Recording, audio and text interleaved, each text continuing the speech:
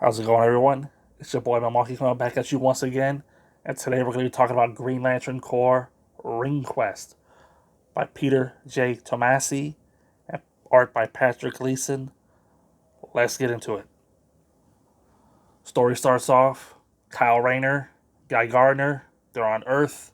They decide that they're going to move to Oa and start a restaurant on Oa because they feel like they need to be closer, I guess, to where the action is. They're going to leave Earth to Hal Jordan and John Stewart, and they're gonna go to space.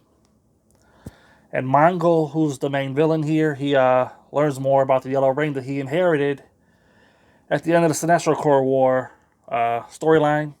But I guess that's technically included here because I guess I read one issue early. Oh well. So the Guardians, they want Guy Gardner and Kyle Rayner, their special lancers, their honor guard or whatever, to track down all the Yellow Rings. And so all the usual suspects of the Green Lantern Corps characters, Sordik Natu and all these people, they get involved in the quest and they got to go to the unknown, not the unknown regions, like the Vegas system, because that's where all the rings are going, right? Which is off limits to the Green Lanterns. So they all go there, and while they're there, of course, two members end up getting captured. And so,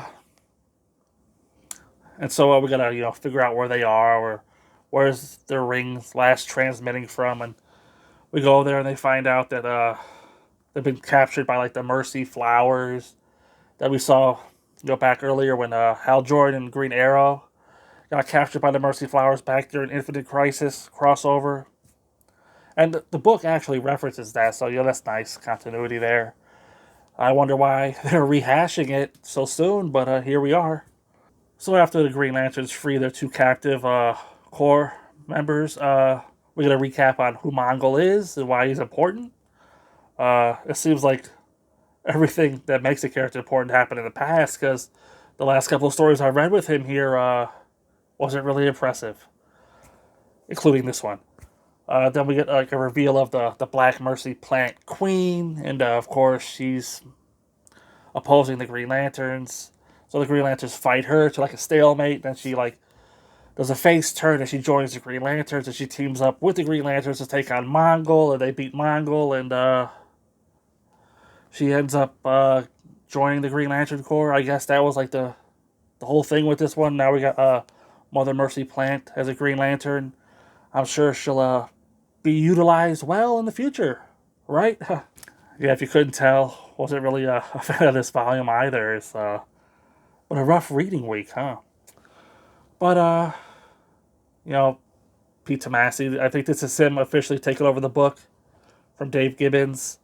And like I said, I heard a lot of great stuff about Pete Tomasi and Patrick Gleason's run, and a little off to a little rough start here, but as we encroach, as we approach closer to the Blackest Night, right, it can only get better. Seeing since a lot of people still view Blackest Night as like a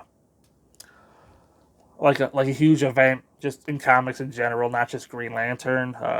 One of the events that are like actually done right, enjoyable.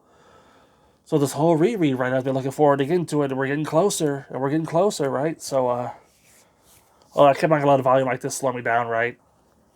Uh, Kyle Rayner, he's the new addition to the team. Like in the Dave Gibbons run, it was more focused on Guy. Now they're shoehorning in Kyle because I guess he's done being Ion or whatever. And this whole idea of them starting a bar on Oa, I guess we'll see where it goes. Bringing a little bit of Earth, to the aliens. When it comes to the Green Lanterns, Kyle's probably my least favorite of the Earth Lanterns, at least up to now. I know there's like a whole bunch more DC Rebirth and beyond, but I'll get to those when I get to them. But in terms of like, Hal and John and Guy, Kyle, he's ranked at the bottom for me. Uh, and I'm kind of hoping him being included here isn't going to hurt my enjoyment of the series. They want me to take him seriously, but I can't because he's Kyle Rayner. And then I was really enjoying the series back when it was like Guy focused. But because Guy, he's an asshole, whatever. I like to like to laugh, tell some good jokes. But Kyle, we'll see what happens here. He didn't really bring the story down, but I just don't take him seriously as a leader, and And because Kyle's getting more screen time, that means that Sorenick and all the other characters are not getting as much, at least in this volume. We'll see where things go from here. Patrick Gleason's art, I gotta compliment it. Really gory stuff. I pointed that out in the Sinestro Corps War. His issues were like it's pretty brutal with the violence and stuff, and he continues that here.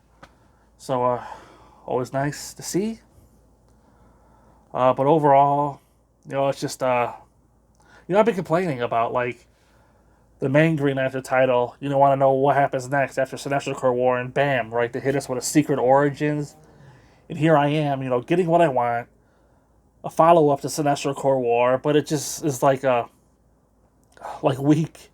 Oh, it's Sinestro Corps War, but now it's Mongol, and you're fighting flowers, and I'm just like, oh, it's not what I wanted, not how I envisioned the follow up to Sinestro Corps War being. But like I said, we're moving towards Blackest Night, and it can only get better from here. Am I right? So I'm gonna go ahead and give this volume 2 out of 5. I mean, wasn't the worst, but it definitely wasn't the best. And what are you gonna do? So until next time, I'll see you there, or will I? Who knows? Who even knows anymore?